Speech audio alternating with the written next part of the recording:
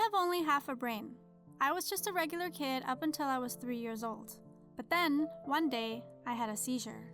I was only 3 years old, but my very first memory was that ambulance ride to the hospital. After that, I kept having seizure after seizure. It just wouldn't stop. It got so bad that I was having a seizure every 5 minutes. The doctor came in one day and told my mom that what I had was Rasmussen's encephalitis, which is a rare inflammatory neurological disease which affects only one half of the brain. At first, the doctors tried to treat it with just medicine, but it didn't work. The biggest problem was that the seizures were keeping me from falling asleep, so after a certain point, I was very close to not making it after a few days of no sleep. The doctors told my parents that the only way they were going to be able to treat it was to remove the entire right side of my brain. My parents were so worried that I wouldn't make it. But because I was so young and my brain was still growing and developing, they said that my brain was still going to be able to adapt and that the left side was just going to take over the right side's functions. I was so lucky. After the operation, the seizures finally stopped. Today, the only signs that I have of it is that I have limited movement in my right arm and I walk with a limp. Going back to school was tough. It was really hard to focus and it took me longer than anyone else to learn how to read and write. It was also tough watching other kids being able to do things like play on the swings or run around and play tag.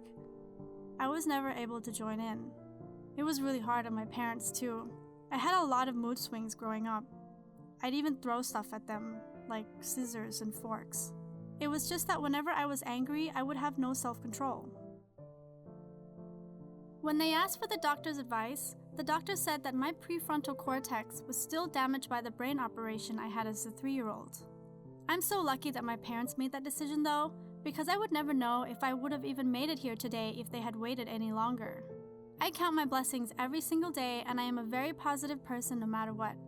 I'm 28 years old now and I'm married to the love of my life. In my spare time, I would play the violin, but I'm not very good at it. I really wanted to be a nurse and to help others the way that I was helped, but I can't control my right arm, so I was told that I wouldn't be able to be a nurse. I've decided instead to be a part-time cleaner at the local hospital because it was the only way that I could help people. I also volunteer to talk to patients who need someone to talk to. Recently, a girl that used to make fun of me in my school was hospitalized. She always said that I was too dumb to be considered a human, and her comments made me feel really insecure about myself.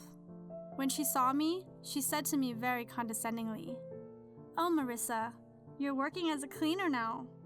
Great." But you know what? That didn't stop me from going into her room to clean it anyway. I know she looks down on me, but it's okay, I don't mind. I still do my very best every single day because it doesn't matter to me what she says. I'm just grateful to be alive. I wouldn't be here today if it wasn't for the doctors that operated on me. And I will do my very best to help them however I can. 200 years ago, people would have thought that my seizures meant that I was possessed or something. So I know I am so lucky, and I don't care what other people think. I just want to say, never forget that any day could be your last day on Earth. You never know what could happen to you, so don't waste your time on negative things. You know, I could spend my days feeling sorry about what I can't do because of my brain damage, but I'd rather spend my time and energy on people that I love who love me back. I may have a simple life, but it's a good life, and that's all that matters to me.